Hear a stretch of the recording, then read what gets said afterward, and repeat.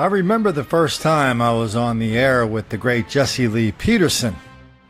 Presumably he had me on the air because I was some kind of expert about black violence and denial.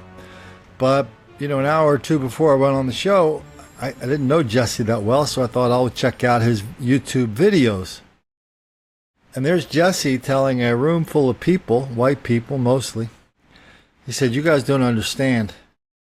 Black people don't like you. They're not into you. They hate you.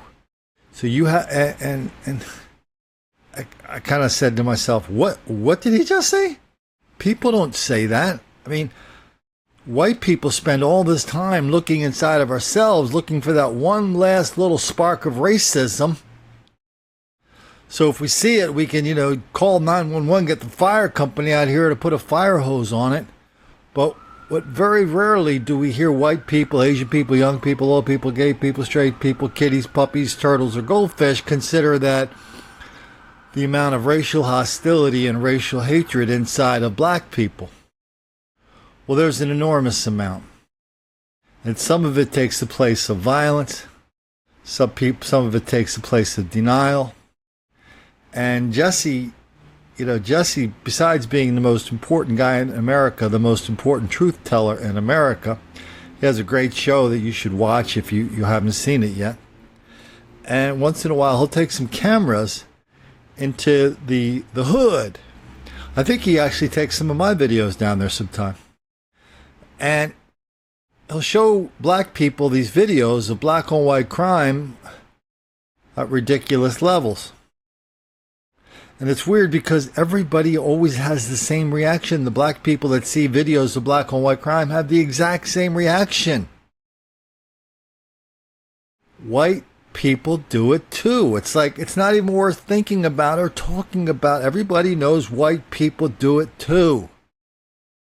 That's part of the greatest lie of our generation, the greatest hoax of our generation, the victimization of black people.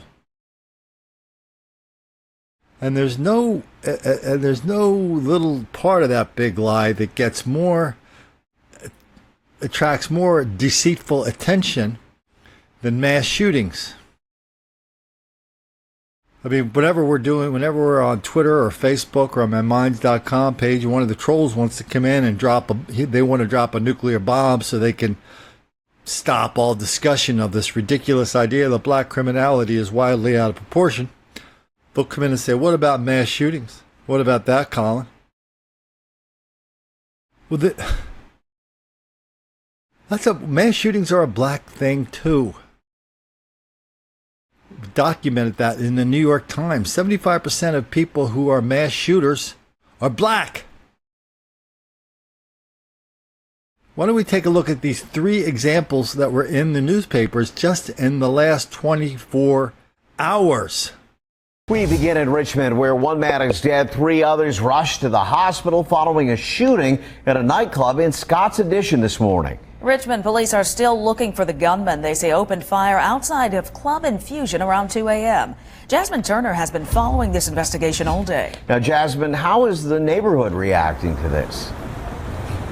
Well, Kurt, neighbors were immediately concerned and shocked when they saw police swarming this area, closing most of Roseneath Road off for this morning, a large part of this morning. And we are learning from City Councilwoman Kim Gray that the violence that took place in the parking lot here next to Club Infusion started with an argument. Richmond police say they responded to the shooting at 2 this morning, and I can tell you that when our crews arrived on scene, they tell me that it was chaotic. They say people were yelling and screaming, visibly upset, and there was a man on the ground in the parking lot. But police say they found one man dead at the scene. Another man was found in a car suffering from a gunshot wound. And RPD also says 2 other people drove themselves to the hospital. We're told there was actually a private event at Club Infusion last night, and we've seen police continue to walk through this area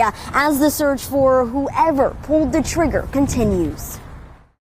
The best thing I can say about it is this is an isolated incident. This is, I'd say, contained to this area over here. It's been there have been ongoing police calls over here. Other than that, our councilwoman Kimberly Gray says for the entire 2nd District of the city, this is the only shooting that's taken place this calendar year.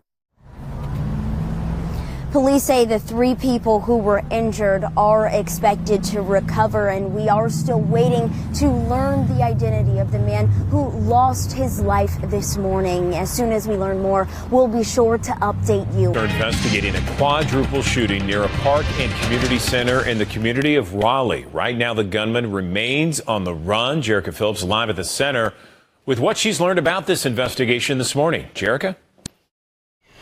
Good morning, Andrew. You know, this is a community center, as you mentioned, and so it is supposed to be a safe haven or place of recreation. But unfortunately, this community center turned into a crime scene overnight. Take a look. This was the scene there along the community center around 9 o'clock here off Powers Road in Peoria Park. Memphis police roped off the area near the basketball court with crime scene tape. It's not clear whether or not there was a game happening on the court at the time of the shooting. However, I checked and the community center hours are listed at 9 a.m. to 8 p.m. But apparently the outdoor recreation areas are accessible after hours. Now, following the shooting, Memphis police say 4 people showed up at Metro Hospital with gun wounds. They said one of those victims is indeed in critical condition. Now, in July 2016, I actually remember being right out here at this park around the same time in the summer there in July 2 years ago, where a man was killed. And so we are asking questions today about the safety and security of the city's parks, especially here at the Raleigh Community Center. We'll be asking the city those questions. Okay, this isn't really that much about mass shootings, but I love this reporter. She comes in and reminds us parks and community centers are supposed to be safe spaces. No, everybody knows parks are not safe spaces. Parks in black neighborhoods with black kids are not safe spaces. They're dangerous spaces where kids, black and white, their parents do not let them go there because the level of casual violence and is so high. Parents just don't let kids go to these parks. And this woman looking in the camera and trying to explain to us that, hey, parks are great. They're safe spaces. Everybody just goes to parks to and from their Bible classes. Well, a park is really what an urban planner will call an attractive nuisance. It's kind of self-explanatory. They figured it out on Long Island also in the last 24 hours. It was a popular park for kids to play basketball. But now those hoops are gone. News 12 Long Island's Kevin Vesey has that story. For 13-year-old Tyler Jones, playing basketball here at Nuzzi Field was one of his favorite summertime activities. That is, until the new Hyde Park resident showed up one day to find that the hoops were suddenly gone, replaced by this miniature volleyball and pickleball court.